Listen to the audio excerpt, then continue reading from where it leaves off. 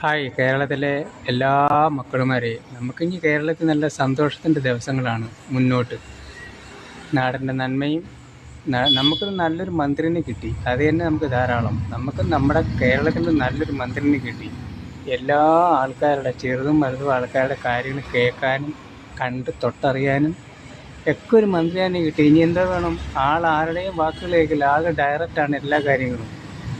ശക്തമായി ഒരു ഒരു ഇനി അതായത് ഇനി ഒരു ആവശ്യമില്ലാത്ത ഒരു അക്രമങ്ങളും നമ്മുടെ കേരളത്തിൽ ഉണ്ടാവില്ല. ശക്തനൊരു ആളെ കിട്ടി. അതുപോലെ കോൺഗ്രസ്സിലിരിക്കുന്ന പഴയ മന്ത്രിമാർക്കൊക്കെ നല്ല ഉണർവാണ്. ഇനിയിപ്പോൾ അവർക്ക് എന്ത് ചെയ്യാനും ഒരു സാമർഥ്യം, തൻ്റെയോടും ധൈര്യവും കിട്ടാൻ ഒരു മന്ത്രിനെ കിട്ടിയില്ലേ നമുക്ക്.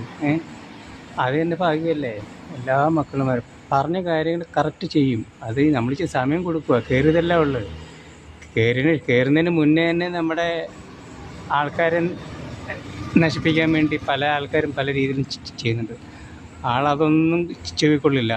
എല്ലാവിധ കാര്യങ്ങളും അറിയാം, എല്ലാവിധ കാര്യങ്ങളും എങ്ങനെ പോകണം, എങ്ങനെ ചെയ്യണമെന്ന്. നമുക്ക് നല്ലൊരു മന്ത്രിനെ കിട്ടി, അത് തന്നെ ഏറ്റവും വലിയ ഭാഗ്യമാണ്.